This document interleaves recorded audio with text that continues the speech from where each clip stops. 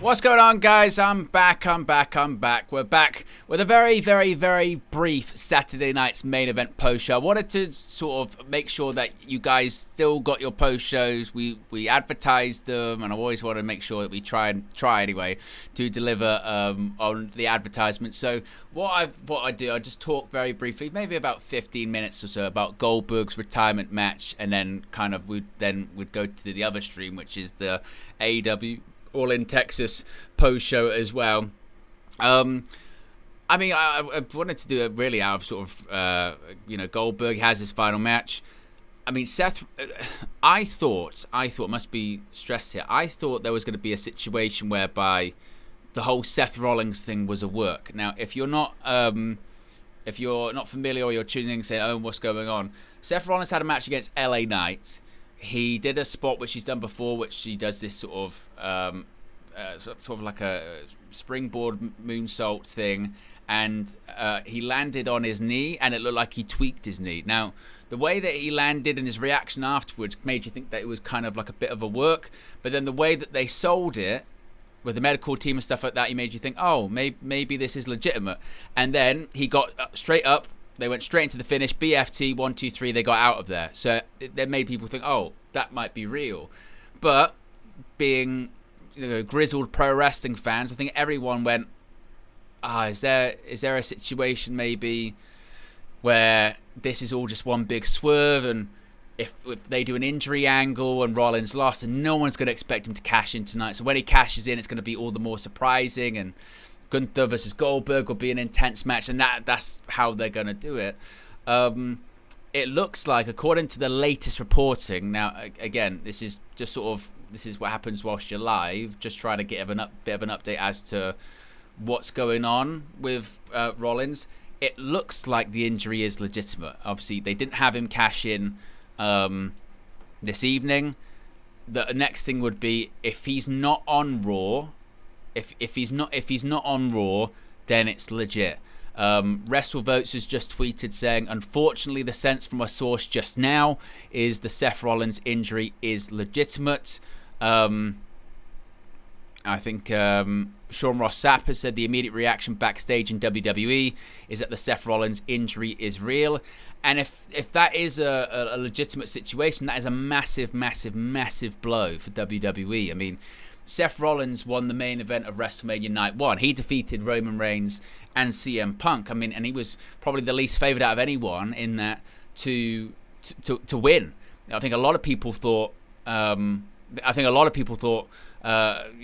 isn't going to win. Rollins was just in that match to eat the pinfall. He didn't. He won. He won the match, and it very much felt like WWE were putting all of their eggs in the Seth Rollins basket of the bloodline thing now is played out. Roman Reigns doing his thing for 3 or 4 years. It's done. And maybe the product creatively isn't as hot as it was. Post-WrestleMania, there's been a lot of complaints about the creative of the product, it not being good, it being stale.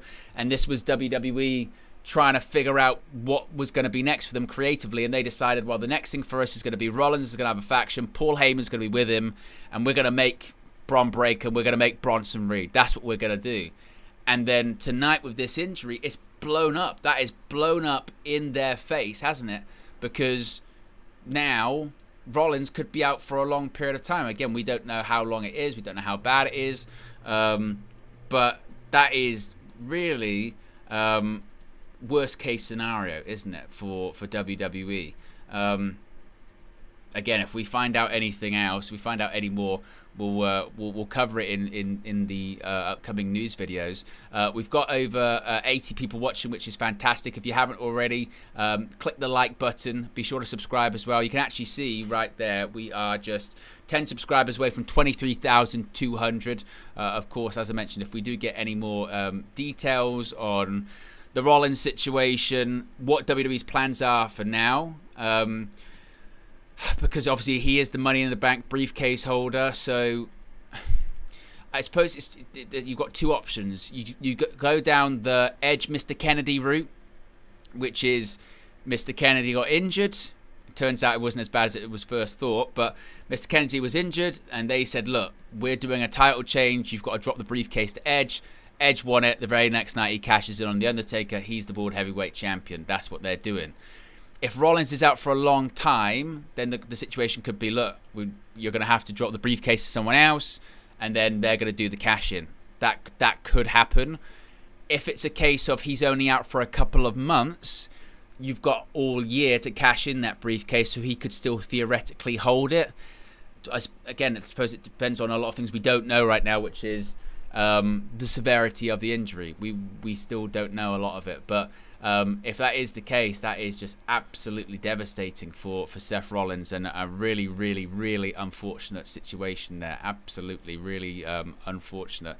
As far as the Goldberg match in question, and just see some people in the chat. John Elite for Life says, hopefully speedy recovery for Seth. Brian says this event was trash, just to counter AEW. I feel bad for Seth, Goldberg, and the woman. Brian says it's sad. And Zeno says, well, Baron Corbin was wrong. In terms of the main event, look, it was never going to be this it was never going to be this great wrestling match.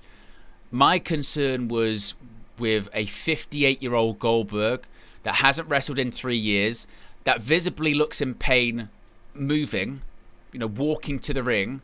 I thought this is going to be a train wreck.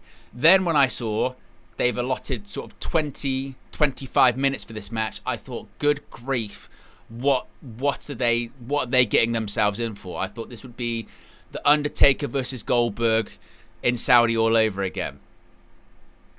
I didn't have that many sort of high expectations for it. I didn't think it was going to be all that. What I will say is it actually exceeded my expectations. It exceeded my expectations because I didn't really have any. I think with these kind of matches, you always judge on how well you did by, was the crowd into it or was it sad to watch? The crowd were into it. Now, were they into it because it was Goldberg's retirement match and it was in Atlanta? Yes. Were they into it because they were like, well, we're watching history, Goldberg's final match? Yes.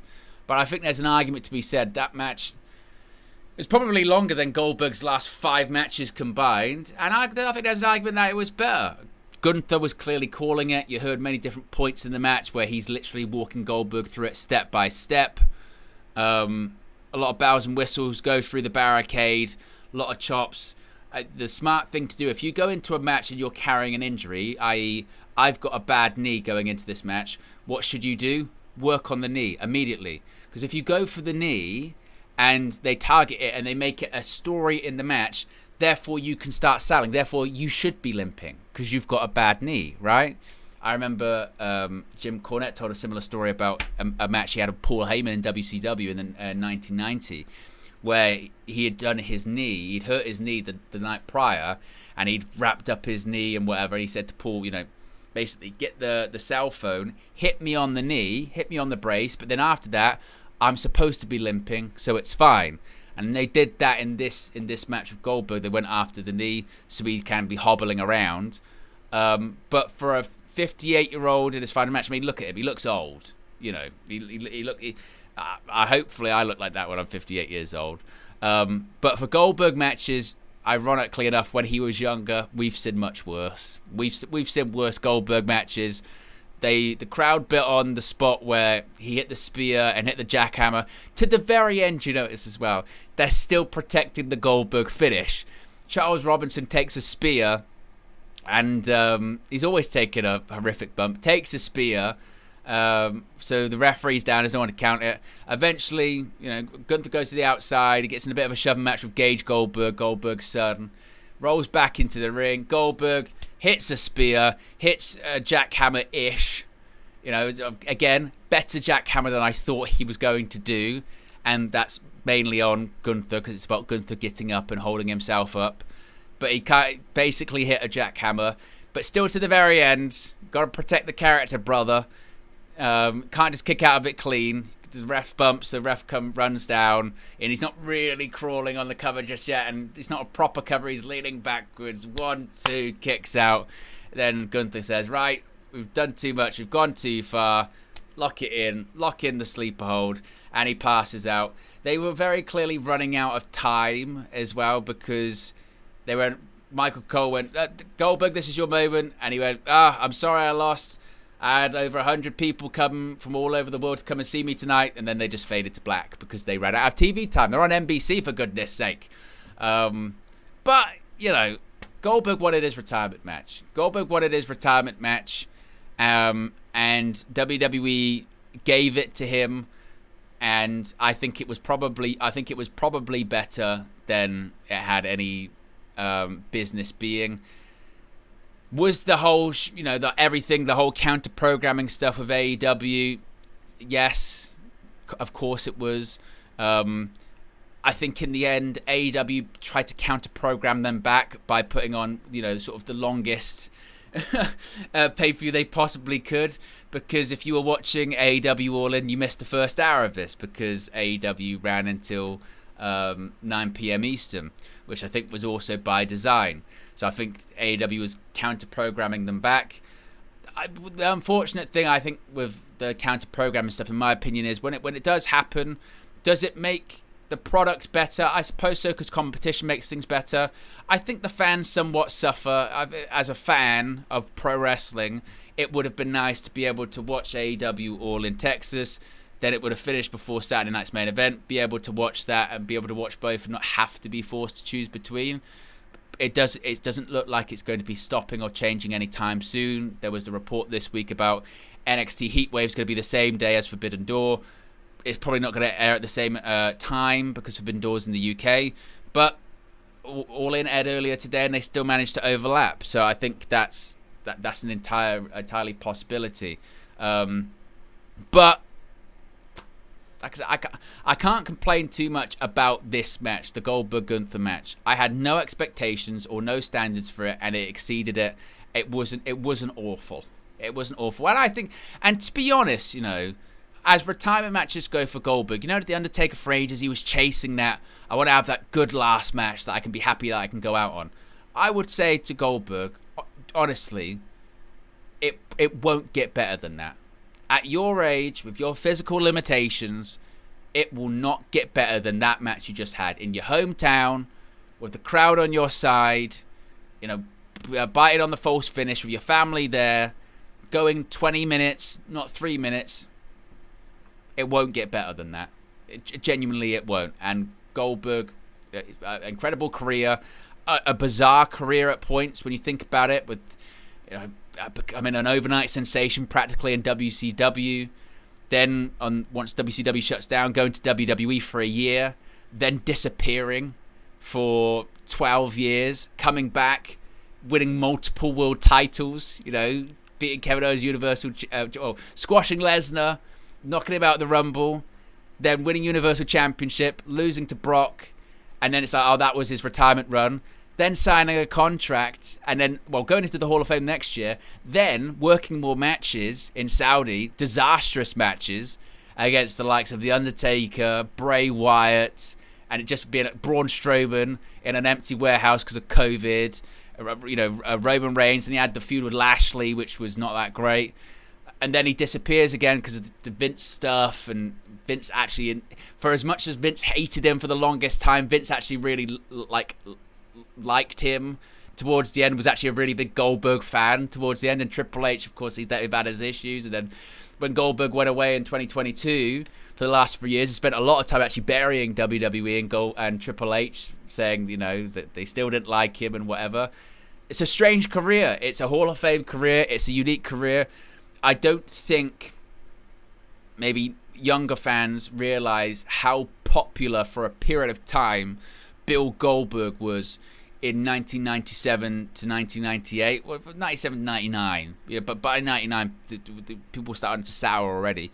But that period of time, from when he debuted in 97 through to, let's say, 99, what a megastar. Believed his hype because he's too much too soon. Still to this day, and he'll openly admit, can't work a match. He's not a great wrestler. Gunther's calling it in there, but as retirement matches go, hey, I can't criticize it that much. That's probably one of the better Goldberg matches, frankly, that I've actually seen. So Gunther retains. Rollins is injured. What it means next for WWE, we'll see. I mean, again, I'll be live tomorrow for Evolution. I'm going to be live very shortly, though, for AEW All in Texas post-show, so don't go anywhere. In fact, you'll be redirected. But I did want to just do a quick 15 minutes for this Saturday night's main event, because I promised you guys a post-show. I promised you guys we'd talk about this, and that's what we've done there. We've had a lot of people tuning in, which is fantastic. If you haven't already, click the like button. We're currently at 32 likes, so let's see if we can get it to 50 likes on the way out. Be sure to subscribe as well. We're 7 subscribers away from 23,200. As Manchukutioner says, hit the like button, folks. All Sound Music Entertainment says, like you said, I've seen so much worse from Goldberg matches. Genuinely, I mean, I know, look, people be going, look at some of the wrestling that was at, say, All In this evening, and there was some spectacular matches, unbelievable matches. But I would say, in fairness, this match was never going to be that. This was never going to be 5. It's a Goldberg match. When has a Goldberg match been 5 stars? It just doesn't happen. It was better than it had any. When I saw Goldberg literally limping to the ring, I thought, this is going to be a disaster. And that was way better than I thought that I had any possibility of being, honestly. So, yes, there you go, folks. Stay tuned. I'll be live very shortly for the All in Texas post show. Have a good one. Peace.